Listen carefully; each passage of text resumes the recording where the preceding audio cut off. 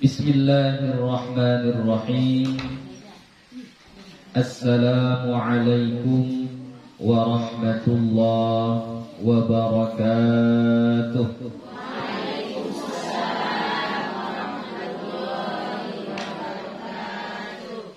Alhamdulillah, alhamdulillahi rabbil alamin. Wassalatu wassalamu ala nabiyil karim wa ala alihi wa sahbihi ajma'in. Rabbi shrah li sadri wa yassir li amri wahlul 'uqdatam min lisani yafqahu qawli. Rabbi yassir wa la tu'assir, Rabbi atmim bil khair, wa la hawla wa la quwwata illa billahil aliyyil azim. Alhamdulillah, puji syukur kepada Allah Subhanahu wa ta'ala. Salawat dan salam kepada Nabi Muhammad sallallahu alaihi wasallam dengan lafaz Allahumma salli wa sallim ala sayyidina Muhammad wa ala ali sayyidina Muhammad. InsyaAllah kita akan lanjutkan kembali pengajian kita. Sekarang kita masuk fasal tentang waktu haram sholat, ya. Yang sebelumnya kita sudah belajar tentang waktu-waktu sholat. Ya, ini sekarang waktu dilarang, diharamkan kita mengerjakan sholat. Faslun. Tahrumus salatu allati laysa laha sababun mutaqaddimun wala muqarinun fi khamsati awqatin. Fasal haram sholat yang tidak ada sebab terdahulu atau sebab yang bersamaan. Jadi sholat itu diharamkan pada 5 waktu jika sholat itu tidak ada sebab yang terdahulu. Sababun mutaqaddim, sebab yang terdahulu. Maksudnya sebab yang terdahulu itu adalah terjadi sesuatu lalu kita sholat, ya. Misalnya masuk masjid, ya. Sebab duluan atau sholat dulu? Masuk masjid sholat apa kita? Tahiyatul masjid, ya. Itu sholatnya dulu atau sebabnya duluan? Sebab duluan kan? Karena kita masuk masjid, makanya kita sholat. Berarti sebab duluan. Kalau sholat yang begini nggak diharamkan, ya, karena sebab duluan. Atau misalnya wudu. Ada sholat sunnah wudu? Ada. Itu sebabnya duluan atau sholatnya yang duluan? Sebab duluan. Karena kita wudu dan sudah wudu kita lalu disunnahkan kita untuk sholat. Itu namanya sababun mutaqaddim, sebab duluan. Jadi kalau sholat yang sebab duluan, ada sebabnya duluan, itu enggak haram. Tidak haram di 5 waktu ini. Yang haram itu bagi sholat yang tidak ada sebab duluannya, ya. Atau sebabnya enggak bersamaan. Apa itu contoh sholat yang sebabnya muqarin, datangnya bersamaan? Contoh sholat gerhana. Sholat gerhana matahari atau gerhana bulan misalnya. Sekiranya terjadinya gerhana matahari itu tepat pada waktu yang diharamkan, boleh gak kita sholat gerhana? Boleh. Kenapa? Karena ada sebab yang bersamaan. Sholat gerhana itu bersamaan dengan sebabnya. Maksudnya apa? Kita harus sholat di waktu gerhana itu. Kalau sebelum datang gerhana, boleh kita sholat? Enggak boleh. Sesudah habis gerhana itu, boleh kita sholat? nggak boleh. Nggak ada sholat gerhana sesudah gerhananya, nggak ada. Jadi sholat gerhana itu muqarin, bersamaan dengan waktunya. Jadi kalau tipikal dua sholat ini, sholat yang ada sebabnya duluan atau sholat yang sebabnya bersamaan dengan perbuatannya, maka tidak diharamkan mengerjakan sholat ini, walaupun di waktu yang haram. Ya, nanti akan kita bahas. Jadi yang diharamkan sholat yang bagaimana? Sholat yang sebabnya belakangan, mutaakhir. Contoh, kalau kita pakai ihram, ketika haji mau pakai ihram, itu ada sholatnya, sholat sunnah ihram. Itu sholatnya setelah pakai ihram atau sebelum ihram? Hah? Hah? Sebelum. Itu sebelum pakai ihram sunnah kita untuk sholat dulu. Itu namanya sholat ihram. Ya. Jadi itu sebabnya kapan? Duluan atau belakangan? Belakangan. Kalau belakangan, maka kalau waktunya itu tepat pada waktu yang diharamkan, maka tidak boleh sholat. Ya. Paham itu?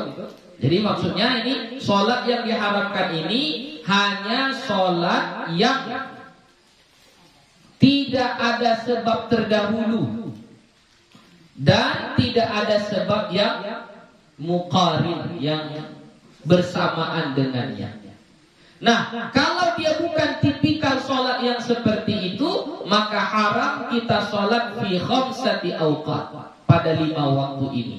Kapan itu? Pertama, inda tulu'isy syamsi hatta tartafi'a qadra rumhin. Ketika terbitnya matahari sampai naik seukuran tombak. Ya. Jadi waktu terbit matahari haram kita sholat. Terbit matahari, kapan itu terbit matahari? Berarti akhir waktu sholat subuh. Habis waktu sholat subuh, haram kita sholat. Waktu terbit matahari itu haram kita sholat. Tapi kalau misalnya kita masuk ke masjid itu pas waktu terbit matahari, boleh kita sholat sunnah? Sholat sunnah tahiyatul masjid? Boleh. Sholat sunnah tahiyatul masjid boleh. Kenapa? Ada sebabnya. Ada sebab yang terdahulu. Tapi kalau nggak ada sebabnya, misalnya kita mau sholat isyraq contohnya. Nah, apa sholat isyraq?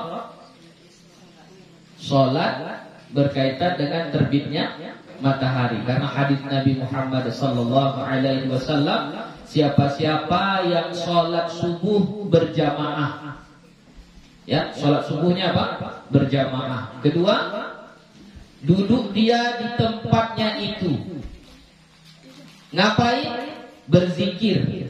Sampai kapan? Sampai terbit matahari. 4 syarat. Ya. Sholat subuhnya berjamaah, duduk dia di tempatnya itu, nggak kemana-mana, sambil berzikir dia sampai terbit matahari. Setelah yang 4 ini dia lakukan, kemudian dia sholat 2 rakaat. Itu namanya sholat isyraq.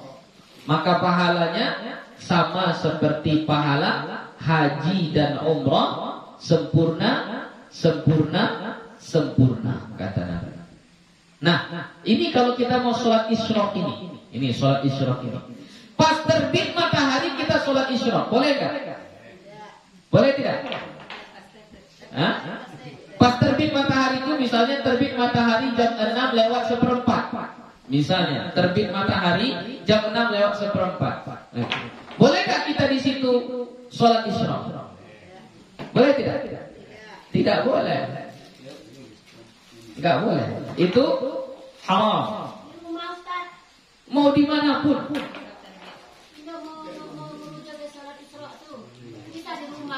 Asal berjamaah, sholat subuhnya berjamaah. Kan tadi syaratnya 4 tadi. Subuhnya berjamaah. kemudian dia tetap di tempatnya itu sampai terbit matahari. Ngapain dia di situ? Berzikir. Zikir ini macam-macam lah. Bisa baca subhanallah, Allahu akbar, la ilaha illallah, baca zikir, majelis ta'lim, itu semua zikir itu. Sampai kapan? Sampai terbit matahari. Setelah itu baru kita sholat isyraq.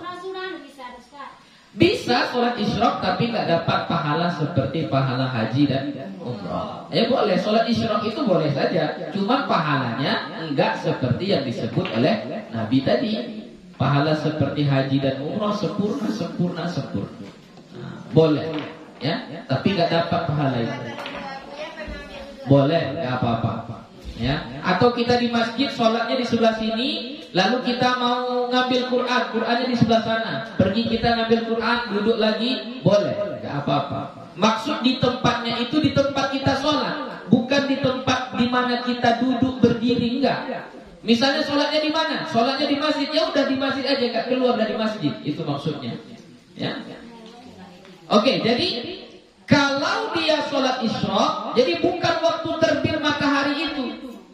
Ya. Kapan sholat isyraqnya? Waktu matahari sudah naik sekadar ujung tombak. Apa ya? Setinggi tombak. Qadara rumhin.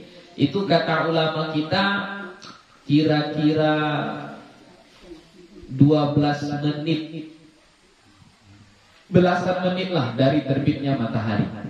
Jadi kalau misalnya terbitnya matahari itu jam 6 misalnya, berarti kita mulai boleh sholat isyraq itu kira-kira jam 6:12 gitu.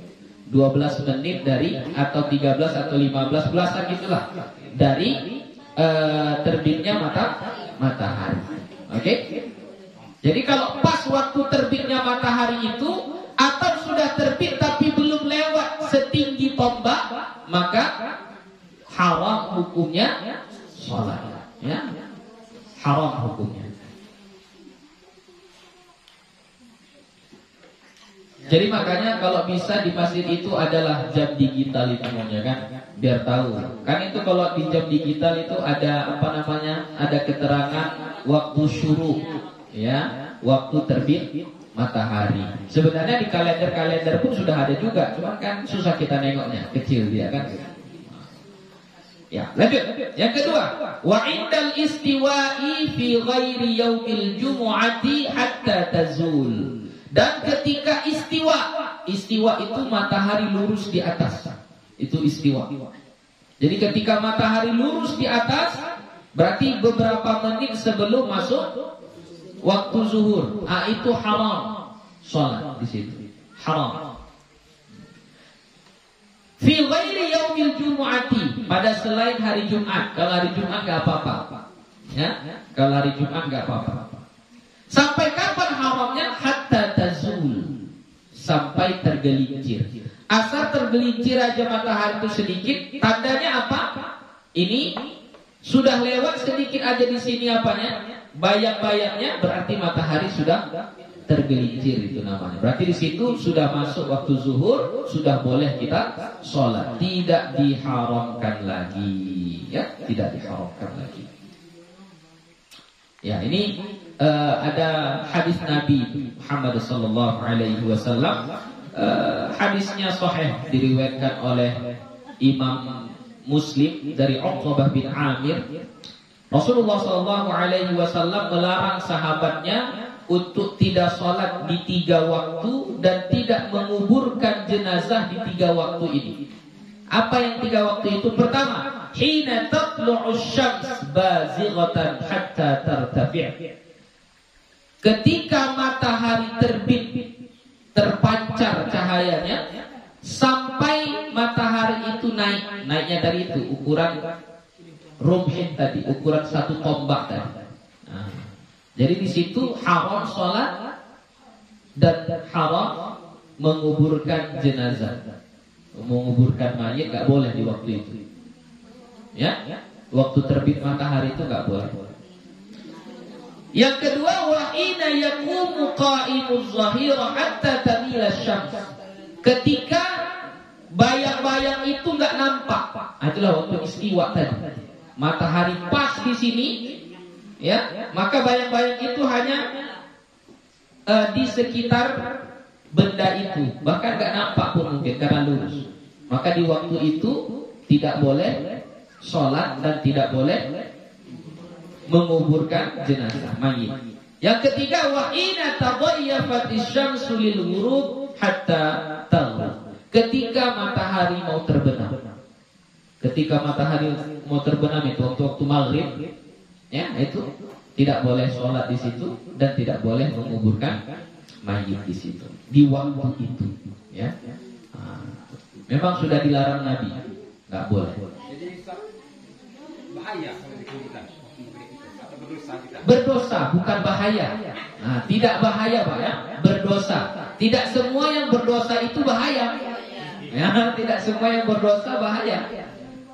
Jadi dia berdosa Pak, bukan bahaya. Ya, berdosa. Jadi misalnya kalau dia sholat di waktu matahari terbit berdosa. Ya, dia menguburkan jenazah di waktu istiwa, di waktu matahari pas di atas, maka haram, berdosa, bukan berbahaya. Ya, dia berdosa. Kenapa berdosa? Sudah dilarang Nabi. Enggak usah tanya kenapa dilarang Nabi. Itu kalau ada itu nantilah waktu di akhirat tanya sama Nabi. Kalau sekarang nggak bisa kita tanya. Kenapa Nabi melarang menguburkan jenazah di waktu terbenam matahari? Kenapa rupanya gitu kan? Nggak bisa kita jawab. Oke, lanjut. Pamit sholat asar kan? Iya. Ke waktu terakhir kan? Iya. Jadi kalau ditunggu nanti habis kan waktunya kan maghrib kan? Iya. Pamit sholat asar. Iya.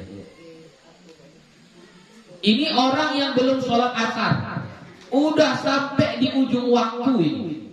Berarti ujung waktu asar kapan itu? Kapan ujung waktu asar? Kalau ikut jangan nengok jam. Kapan ujung waktu asar? Apa? Terbenamnya matahari. Iya, yakin? Hah? Pelajaran semalam. Ya, terbenamnya matahari itu ujung waktu asar dan pangkal waktu maghrib. Ini ada orang yang belum sholat asar di waktu itu. Sudah di waktu itu belum sholat asar dia. Apa yang harus dia lakukan? Sholat atau dibiarkan dulu terbenam matahari nanti baru dia sholat? Apa yang harus dia lakukan? Sholat. Kenapa? Karena sebabnya mutaqaddim. Apa sebab? Dia belum sholat.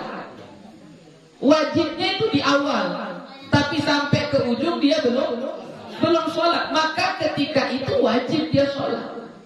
Tapi waktunya disebut waktu tahrim. Yang di ujung-ujung itu namanya waktu tahrim. Jadi waktu sholat itu nanti terbagi-bagi. Ada waktu afdoliyah, ada waktu jawaz, ada waktu karahah, waktu yang dimakruhkan, ada waktu tahrim, waktu yang diharamkan. Kapan itu waktu yang diharamkan? Di ujung waktu. Maksud waktu tahrim itu bukan berarti haram kita sholat fardu di situ, bukan. Kalau nggak sholat haram hukumnya. Nah, itu maksud waktu tahrim untuk sholat fardu. Kalau nggak sholat di situ haram. Nah, itu waktu tahrim di ujung-ujung waktu. Jadi kalau misalnya ini seseorang ini belum sholat asar dia sudah di ujung waktu, maka apa yang dia lakukan? Wajib sholat asar. Tetap wajib. Tapi waktu haram dia, walaupun waktu haram, ya. Tapi dia belum sholat, tetap harus mengerjakan sholat, ya. Nah, mana lagi? Wa indal isfari hatta taghrub, dan ketika isfar itu apa namanya? Senja, ya, senja. Hingga terbenam. Nah, itu tadilah terbenamnya matahari. Sama itu, ujung-ujungnya aja itu ya. Yang tadi ya, ketika terbenamnya matahari. Ketika nampak merah-merah itu, merah-merah di tepi pantai sana, itu waktu-waktu yang diharamkan untuk sholat. Wa ba'da sholati subhi hatta tatlu'asy syams. Dan setelah sholat subuh sampai ini setelah sholat subuh. Haram kita sholat. Jadi misalnya kita udah sholat subuh ini, sudah sholat subuh, maka sholat apapun yang kita lakukan setelah itu haram, nggak boleh. Kecuali tadi kalau sholatnya itu ada sebab mutaqaddimnya tadi, ada sebab yang terdahulu. Misalnya setelah sholat subuh nih kita baca Al-Quran, kemudian 15 menit setelah itu batal wudhu kita. Lalu kita pergi keluar berwudhu, masuk ke masjid lagi. Boleh nggak kita tahiyatul masjid? Kenapa boleh? Tapi setelah sholat subuh. Ada sebab yang terdahulu. Apa sebab yang terdahulu? Yaitu kita masuk masjid. Udah masuk masjid, lalu ada sholat setelah itu, yaitu sholat tahiyatul masjid. Maka kalau begitu boleh. Ya, yang nggak boleh itu sholat yang nggak ada sebabnya. Nggak ada sebab mutaqaddimnya, lalu tiba-tiba dia sholat aja di situ. Nggak boleh. Kalau setelah sholat subuh. Sampai kapan? Sampai terbit matahari. Nggak boleh sholat subuh. Sholat di situ ya. Wa ba'da sholatil asri hatta taghrub. Dan setelah sholat asar sampai terbenamnya matahari. Sama gitu juga. Jadi kalau kita misalnya sudah selesai sholat asar, maka haram kita sholat apapun itu, kecuali sholat yang ada sebab terdahulu tadi. Ya. Misalnya kita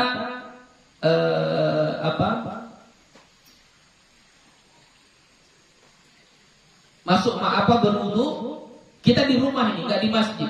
Kita di rumah. Setelah sholat asar kita bersih-bersih rumah, beres-beres rumah, tiba-tiba batal wudhu kita, lalu kita berwudhu lagi. Ya. Setelah berwudhu ada sholat sunnah di situ, yaitu sholat sunnah wudhu. Boleh nggak kita sholat sunnah di situ? Boleh. Kenapa?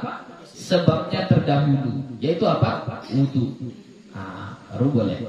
Kalau misalnya setelah sholat asar tiba-tiba dia bingung, besok pergi nggak ya jalan-jalan? Dia bingung. Sholat istikharah lah dulu. Setelah sholat asar, boleh nggak sholat istikharah? Boleh. Sholat istikharah. Sholat istikharah tahu? Apabila kita ingin memilih di dua pilihan, kita sholat istikharah, meminta petunjuk sama Allah. Oke. Itu sebabnya mutaqaddim atau mutaakhir? Ayo.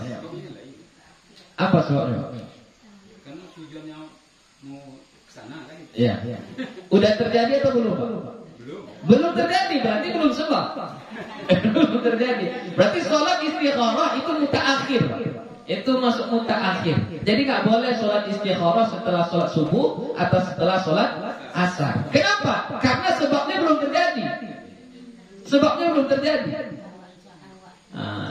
Karena kan kita meminta petunjuk itu supaya ditentukan pilihan mana yang terbaik, A atau B, kan gitu.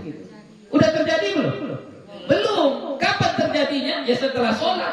Mungkin kita berdoa dapat jawaban, nanti buat yang B gitu. Itu sebabnya kapan? Belakangan datangnya. Berarti sholat istikharah sebabnya bukan mutaqaddim, bukan terdahulu, tapi mutaakhir. Oke. Sudah. Itulah 5 tempat atau 5 waktu yang diharamkan kita sholat. Ya. Oke. Ada pertanyaan? Habis. Lanjut. Ya. Ya. Antara syuruk dan isyraq apa bedanya? Sama, Pak.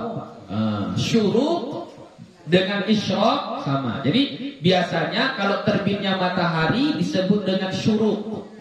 Sholatnya disebut sholat isyraq. Ya. Kalau ada di masjid kan, waktu syuruk jam sekian, isyraq jam sekian. Iya, maksudnya waktu syuruk itu waktu terbitnya matahari. Isyraq itu waktu dibolehkannya sholat. Itu maksudnya, Pak.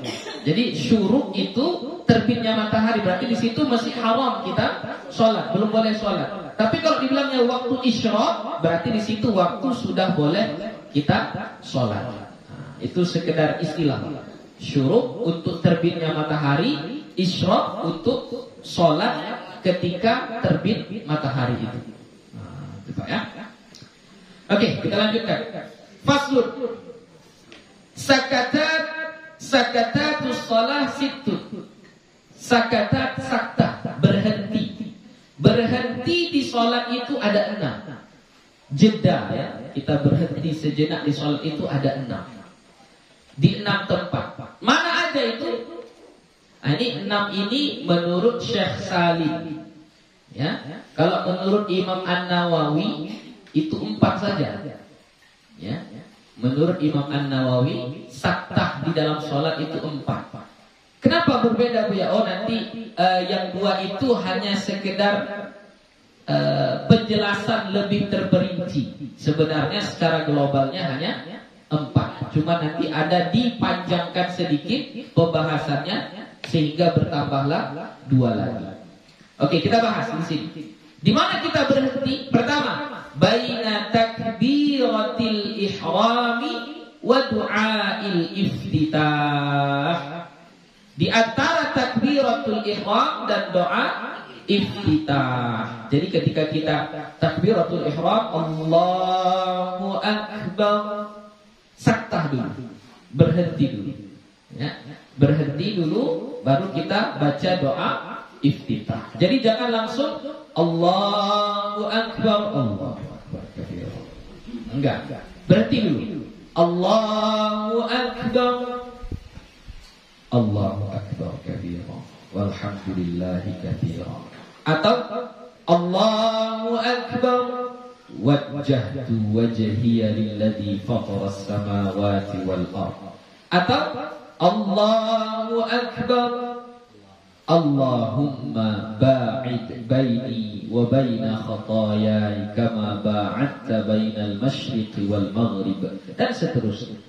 Ya, jadi dia ada jedanya, ada saktahnya, ya, ada saktahnya. Doa iftitah itu banyak ya. Jadi yang kita baca Allahu Akbar kabira walhamdulillahi katsira boleh. Yang mau baca wajjahtu wajhiya boleh. Yang mau baca Allahumma ba'id baini wa baina khataayaya boleh. Yang mau baca alhamdulillahi hamdan katsiran thayyiban mubarakan fih boleh. Mau baca subhanallah walhamdulillah wala ilaha illallah wallahu akbar boleh.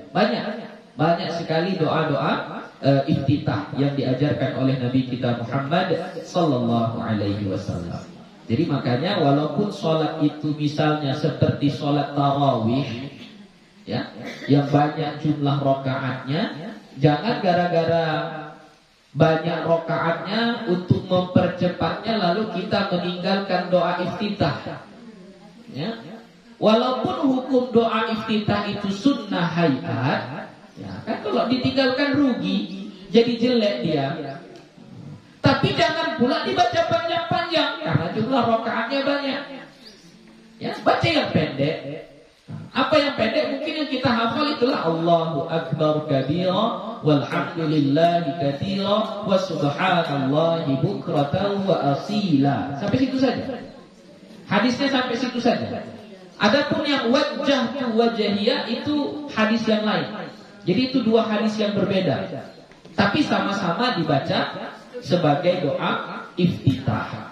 Mau digabung semuanya boleh, asal kita sholat sendiri. Sholat sendiri. Kalau sholat berjamaah jadi imam jangan, ya, nanti lama kali imam ini baru boleh Fatihah, kan gitu. Ya.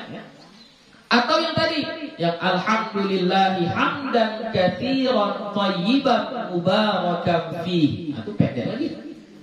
Nah, itu saja sudah cukup. Itulah doa iftitah. Nanti enggak sahih ya, enggak afdal. Oh, afdal. Ya, itu doa iftitah itu rata-rata hadisnya riwayat Imam Muslim. Hadisnya sahih semua. Ya, hadis sahih semua. Jadi dia setiap rakaat itu setiap rakaat itu iftitah. Oh enggak, iftitah itu takbiratul ihram. Ya, umpamakan 2 rakaat, contohnya tarawih. Ya. Jadi misalnya tarawih 2 rakaat. Oke. Di rakaat pertama takbiratul ihram. Kita baca doa iftitah. Rakaat ketiga, keempat, kita takbiratul ihram lagi atau enggak? Rakaat ketiganya. Takbiratul ihram enggak? Pertanyaannya itu, takbiratul ihram enggak?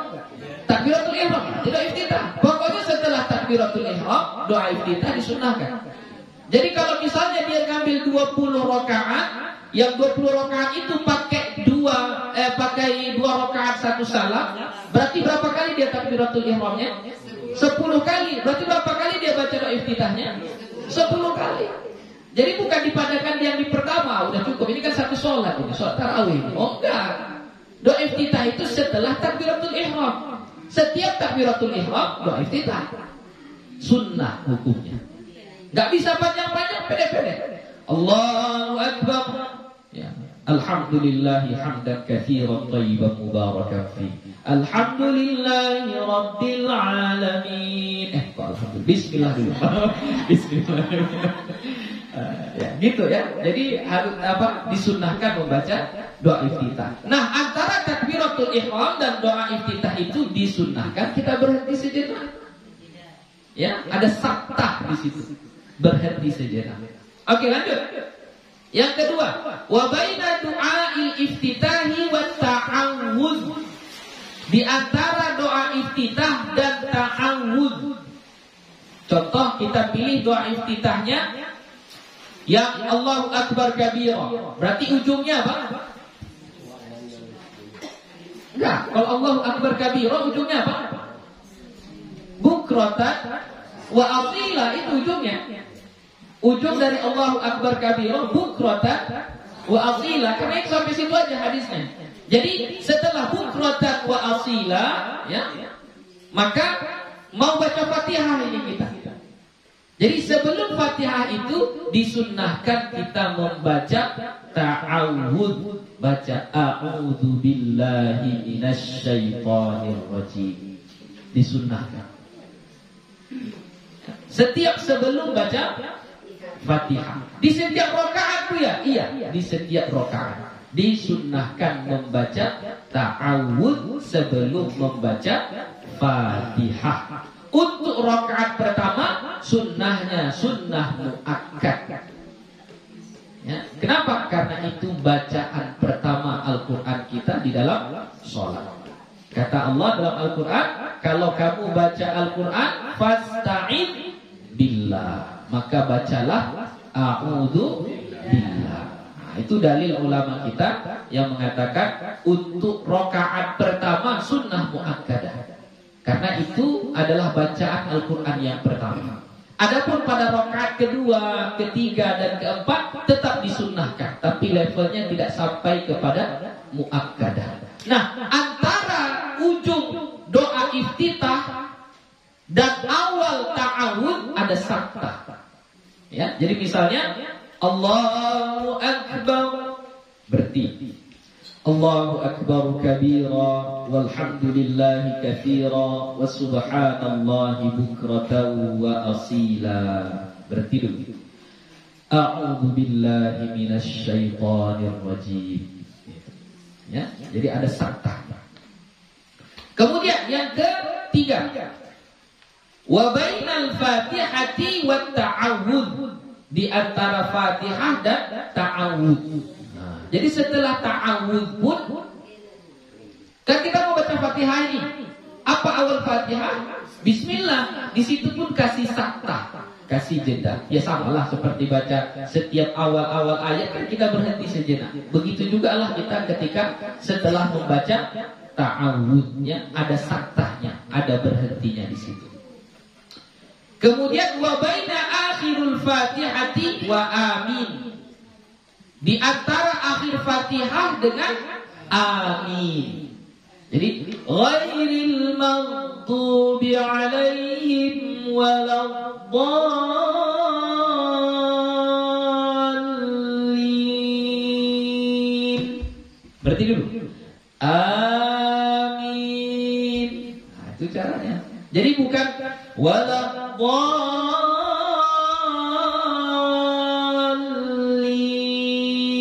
Amin, enggak. Ya, ada saktahnya dulu. Kenapa? Kata Imam An-Nawawi supaya orang tidak menganggap amin itu Fatihah. Harus dikasih saktahnya, dikasih jaraknya. Jadi walau dhalin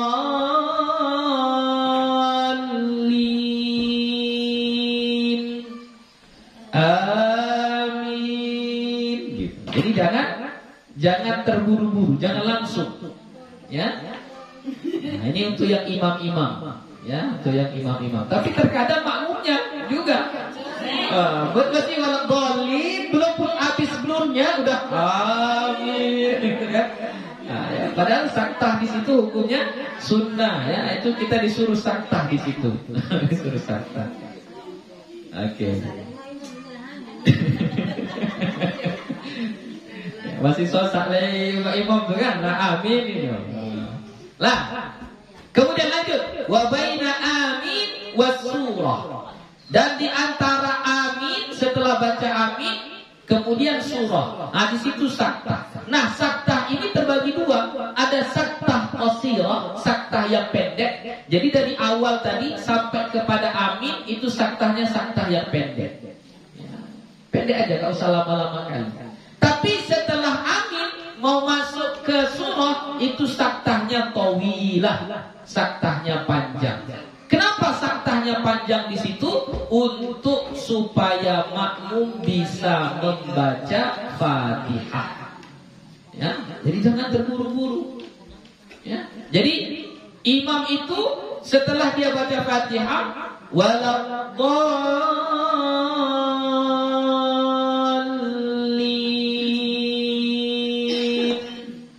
amin, dia sekadar kira-kira makmum bisa membaca Fatihah, baru dia mulai surah. Bismillahirrahmanirrahim. Qul huwallahu ahad. Jadi disitulah jarak antara amin dengan bismillah itu, disitulah waktunya makmum membaca Fatihah. Seperti itulah Imam An-Nawawi menjelaskan di dalam kitab At-Tibyan. Ya. Jadi hendaknya seperti itulah kita di masjid-masjid, imam-imamnya memahami, ya, bahwasanya setelah amin itu jangan langsung baca surah. Kalau langsung baca surah, kapan lagi makmum itu membaca Fatihah? Akhirnya satu, tidak mengamalkan sunnah. Kedua, tidak mendengarkan bacaan imam. Imam kan sedang baca surah itu. Surah adalah Al-Quran. Sedangkan Allah menyuruh kita untuk menyimak diam ketika ada yang membacakan Al-Quran. Tapi kita sibuk baca Fatihah. Kemudian ketiga, bisa terganggu bacaan Fatihah kita gara-gara bacaan imam. Keempat, karena mungkin kita terganggu, akhirnya kita agak keraskan suara kita, imamnya bisa terganggu juga, kan gitu. Jadi makanya kasih saktah. Saktahnya itu tawilah, saktah yang panjang. Kemudian wa baina surati war ruku', di antara surah dan ruku'.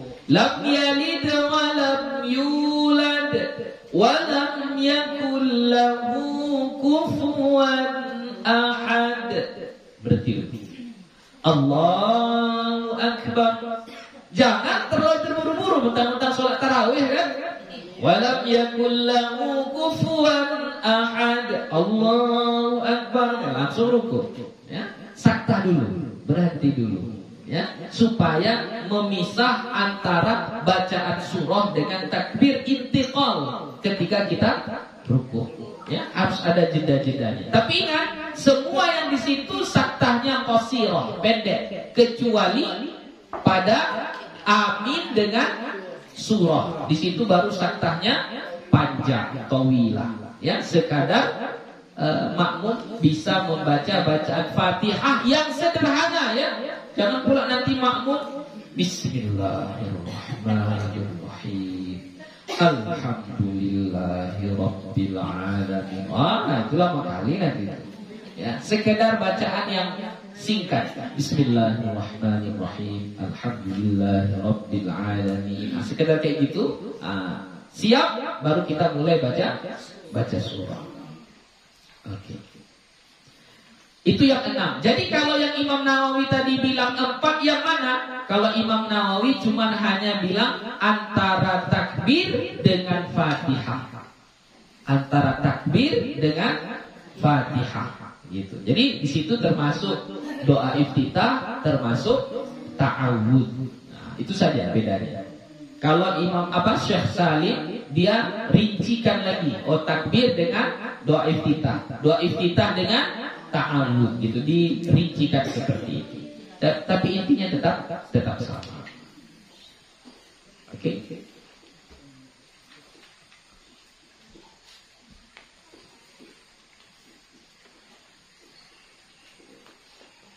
Ada pertanyaan?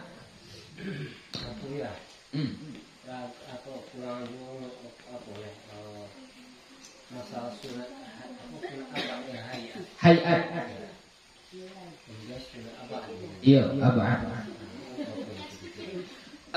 Kalau sunnah ab'ad nanti akan disebutkan di kitab kita ini, tapi sunnah hayat nggak disebutkan. Ya, sunnah ab'ad disebutkan. Sunnah hayat itu secara garis besar, Buya akan buat contoh.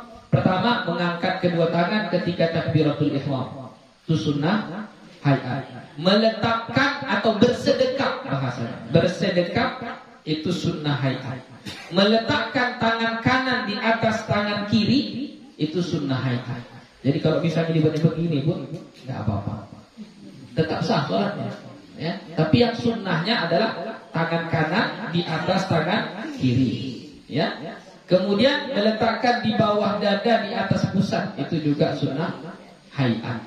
Ya. Membaca doa iftitah itu sunnah hayat. Membaca ta'awud sunnah hayat. Membaca amin sunnah hayat. Membaca surah itu sunnah hayat. Sekiranya nggak baca surah pun nggak apa-apa. Semua takbir intiqal itu sunnah hayat.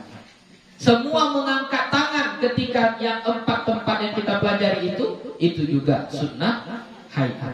Membaca tasbih atau zikir ketika ruku, sujud, duduk di antara 2 sujud itu juga sunnah hayat. Nah, itu kira-kira garis besarnya sunnah-sunnah hayat di dalam sholat. Nah, nanti sunnah ab'ad akan kita pelajari insyaallah. Ya. Oke, kita lanjutkan. Faslun al-arkanul lati talzamu fihi thama'ninatu arba'ah. Rukun-rukun yang lazim padanya, yang mesti padanya thama'ninah ada 4. Jadi yang 4 ini mesti thama'ninah. Apa itu? Ar-ruku'. Pertama, ruku'. Yang kedua, wal i'tidal. I'tidal itu apa? Bangun dari ruku'. Sami'allahu liman hamidah. Berdiri itu i'tidal itu namanya tegak berdiri itu namanya i'tidal dari ruku', ya. Was sujud, yang ketiga sujud. Wal julusu bainas sajdataini, dan duduk di antara 2 sujud. Di 4 rukun ini lazim, mesti, wajib thama'ninah. Ketika ruku' wajib thama'ninah. Ketika i'tidal wajib thama'ninah. Ketika sujud wajib thama'ninah. Ketika duduk di antara 2 sujud wajib thama'ninah. Ya, dalilnya itu hadis yang kita baca semalam dari Abu Hurairah radhiyallahu anhu, hadis sahih riwayat Imam Bukhari dan Muslim. Ketika seorang laki-laki masuk ke masjid lalu dia sholat, kemudian setelah sholat dia datang mengucapkan salam kepada Nabi, lalu Nabi mengatakan apa? Irji' fasalli fa innaka lam tusalli. Balik, sholat lagi, sesungguhnya kamu belum sholat. Sampai itu 3 kali berulang. Terakhirnya orang tadi meminta petunjuk, diajarkan bagaimana cara sholatnya. Lalu Nabi menjawab, sholat itu begini, sampai kepada tentang ruku'. Tsummarka' hatta tatma'inna raki'an. Kemudian ruku'lah kamu sampai kamu thama'ninah ruku' itu. Ya, tsummarfa, kemudian tegaklah kamu dari ruku hatta ta'tadila qa'iman, sampai kamu thama'ninah atau i'tidal, tegak lurus. Tsummasjud, kemudian sujudlah kamu hatta tatma'inna sajidan, sehingga kamu thama'ninah di waktu sujud itu. Tsummarfa, kemudian duduklah kamu dari sujudmu hatta tatma'inna jalisan, sehingga kamu thama'ninah ketika duduk. Itulah dalil dari ulama kita yang mengatakan 4 rukun ini wajib thama'ninah. Adapun selain daripada itu sudah pasti thama'ninah. Contoh berdiri. Berdiri setelah takbiratul ihram itu sudah lebih dari thama'ninah. Berdirinya ya, berdirinya. Adapun bacaannya mesti thama'ninah. Bacaannya mesti. Jadi kalau orang baca Bismillahirrahmanirrahim, Alhamdulillahirabbil alamin, Arrahmanir rahim, Maliki yaumiddin, Iyyaka na'budu wa iyyaka nasta'in. Enggak sah salatnya? Sah, berarti enggak mesti thama'ninah. Ya.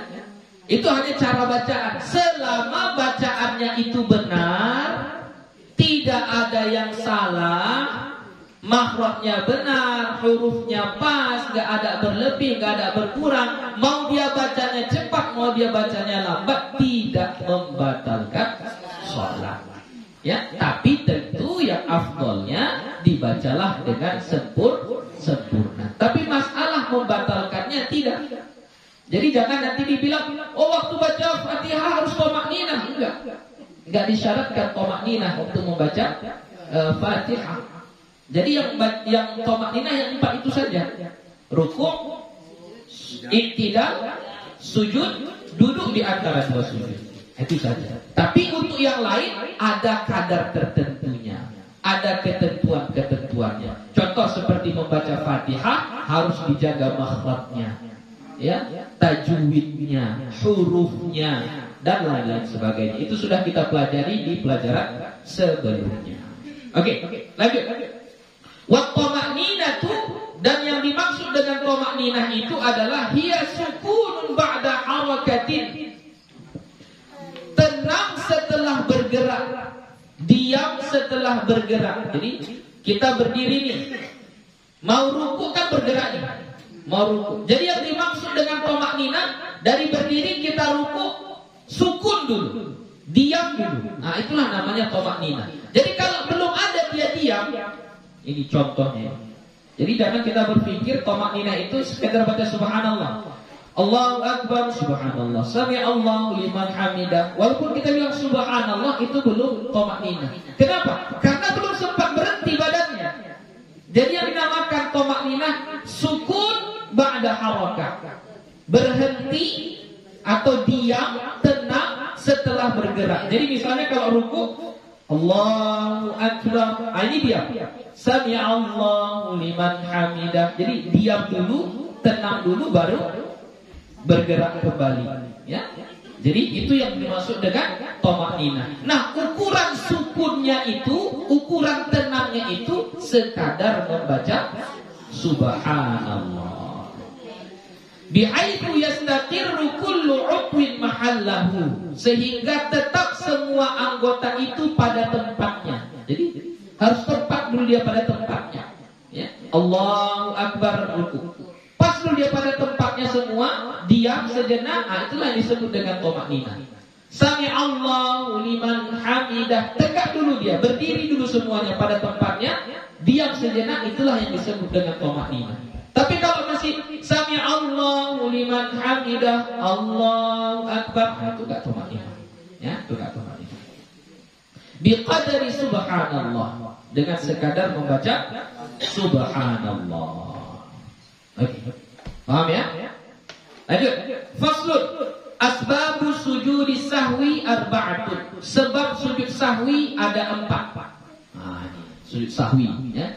Jadi kalau ada sesuatu di dalam sholat kita yang kita lalai, lupa, maka bisa ditempel dengan sujud sahwi. Yang mana ini? Sujud sahwi hukumnya sunnah ya. Ingat, garis bawahi, sujud sahwi hukumnya sunnah. bukan wajib. Jadi pernah saya sholat di satu masjid, kemudian imamnya itu salah. Udah 4 rakaat masih berdiri di atas untuk rakaat kelima. Ya. Lalu makmumnya bilang subhanallah, duduk lagi dia. Nah, duduk lagi. Setelah duduk tahiyat apa gini, kemudian imamnya enggak sujud sahwi. Dia langsung salam. Assalamualaikum warahmatullah. Sah enggak salatnya? Sah enggak? Sah. Kenapa sah? Sujud sahwi itu hukumnya sunnah. Ya, cuma cobel lah apa? Bolong lah kan gitu. Ya, misalnya kalau baju koyak bajunya, belum sempat dijahit, belum sempat ditempel. Ya. Tapi masih baju juga namanya. Sah salatnya, enggak apa-apa. Oke, kapan kita dianjurkan untuk sujud sahwi? Pada 4 tempat, pada 4 kejadian. Pertama, al-awwalu tarku ba'di min ab'adis salati au ba'dil ba'di. Meninggalkan sebahagian dari ab'ad salat atau sebahagian dari sebahagian. Contohnya ini, kita lupa mengerjakan sunnah ab'ad. Ya, sunnah ab'ad itulah nanti yang mau kita bahas. Nah, setelah ini, pas setelah ini, ya. Sunnah ab'ad itu contohnya kunut. Ya, atau tasyahud awal. Tasyahud awal itu adalah sunnah ab'ad. Misalnya sholat maghrib. Sholat maghrib. Kan ada tasyahud awalnya kan pada rakaat kedua. Ini misalnya waktu kita rakaat kedua ini, setelah sujud yang kedua kali, seharusnya kan duduk tasyahud. Ini kita langsung berdiri. Allahu Akbar. Kita baca Fatihah. Bismillahirrahmanirrahim untuk rakaat ketiga. Waktu baca Fatihah teringat, ternyata kita belum tasyahud awal tadi. Belum tasyahud awal. Apa yang harus kita lakukan? Turun ke bawah tasyahud lagi atau terus saja? Terus saja atau turun ke bawah lagi, ulangi lagi? Terus saja, nggak apa-apa, terus saja. Nah, kenapa? Karena tasyahud awal itu hukumnya sunnah ab'ad. Jadi teruskan aja. Tapi nanti sebelum salam kita sujud sahwi. Itu penempelnya, menempel yang kurang tadi. Atau ba'dil ba'di, maksudnya ba'dil ba'di ini ada yang kita kurangi. Misalnya di doa kunut ada kata yang kurang, itu meninggalkan sebahagian dari sunnah ab'ad. Jadi bukan semuanya.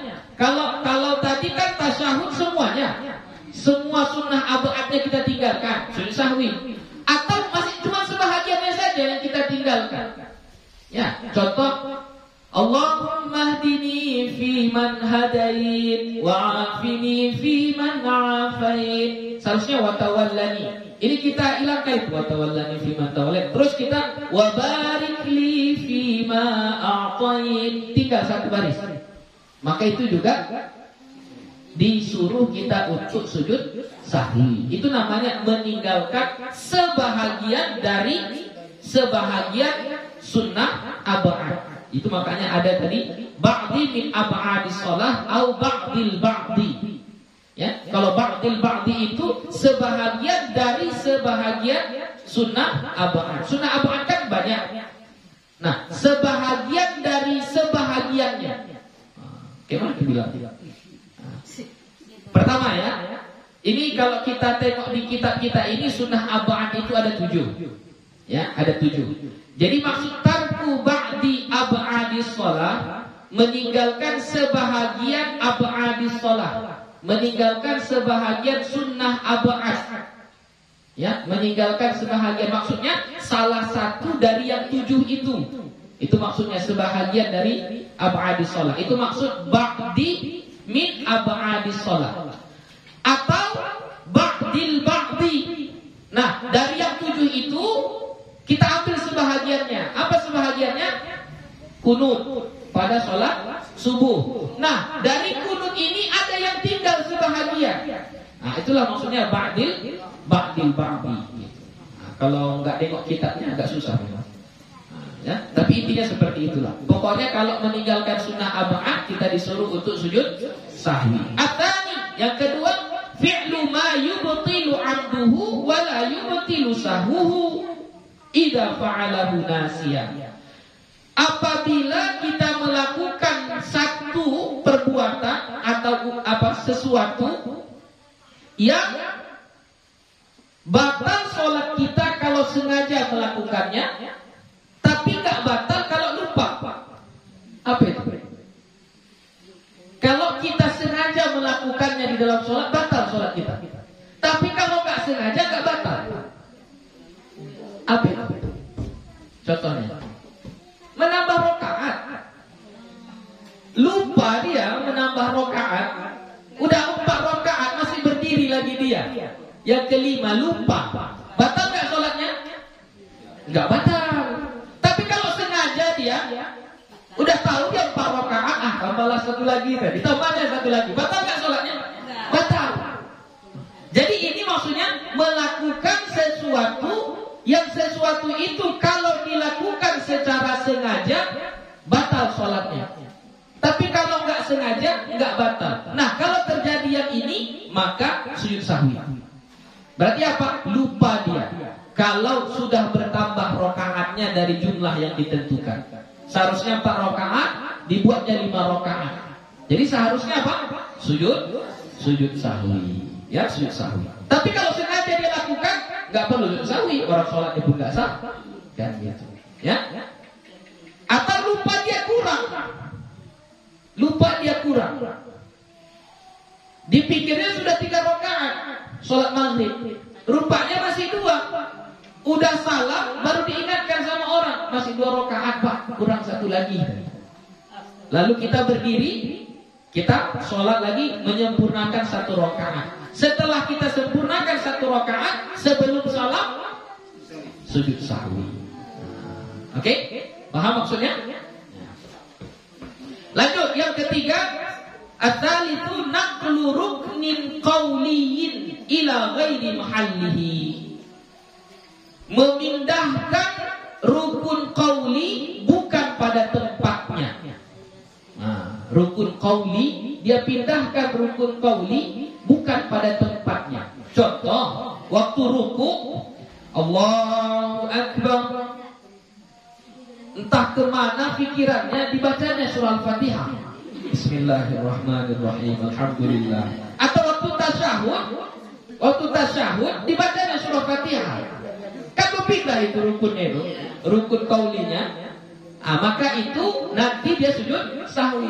Makanya saya pernah sholat, saya rasa nggak ada salah, imamnya nggak ada salah, tapi tiba-tiba dia sujud sahwi. Kita selaku makmum harus bagaimana?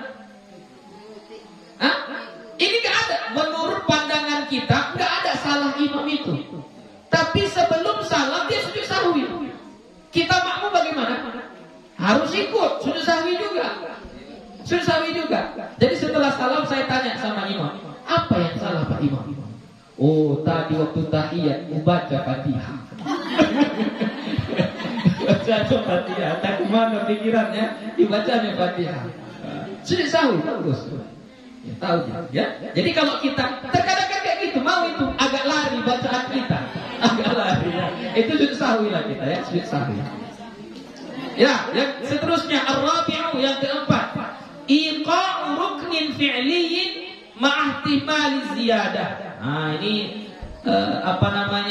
terjadi keraguan bahwasannya rukun fi'linya bertambah. Nah, tadi itulah jumlah rakaat bertambah gitu ya, jumlah rakaatnya bertambah. Ya, itu kalau kita ragu maka sujud sahwi. Yang tahu ragu siapa? Ya kita sendiri. Orang lain nggak tahu. Ragu dia, udah 3 rakaat atau 4 rakaat ini. Ragu dia. Jadi misalnya ini kayak gini. Ragu kita 3 atau 4, maka yang kita ambil mana? Yang paling sedikit, 3. Ya. Jadi jangan diambil yang paling banyak, ambil yang paling sedikit. Begitu kira-kira. Di 4 keadaan itulah kita wajib untuk sujud sahwi.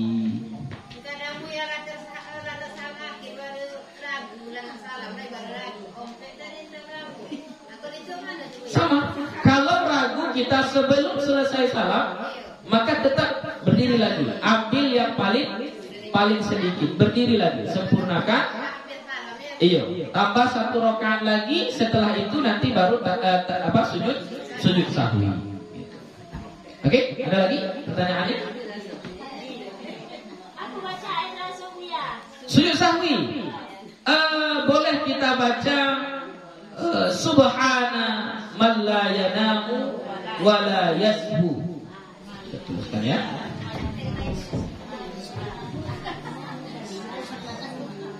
Ini yang biasa ya diajarkan sama guru-guru kita. Subhana man la yanamu wala yashu. Ya, Maha suci Allah yang tidak tidur dan tidak lupa. Subhana man la yanamu wala yashu. Itu bacaan untuk sujud sahwi. Tapi ada juga ulama yang mengatakan seperti Shibra Malisi. Shibra Malisi mengatakan yang kita baca waktu sujud sahwi adalah seperti sujud tilawah. Sajada wajahiyah lilladzi khalaqahu wa sawwarahu wa syaqqa sam'ahu wa basarahu bihaulihi wa quwwatihi. Ada yang mengatakan itu, ya. Intinya yang disuruh sujudnya. Adapun bacaannya itu ya kalau dapat baca, kalau enggak apa-apa. Ya, enggak apa-apa ya. Yang paling pendek inilah. Subhana man la yanamu wa la yashu. Oke, ada lagi? Ya, itulah dia. Jadi insyaallah kita akan baca esok ab'adus shalah. Besok sudah hari Jumat, Sabtu, Ahad anak-anak sudah masuk, ya. Kita tamatkan di hari Sabtu atau di hari Ahad? Hah? Kenapa? Sabtu pakai?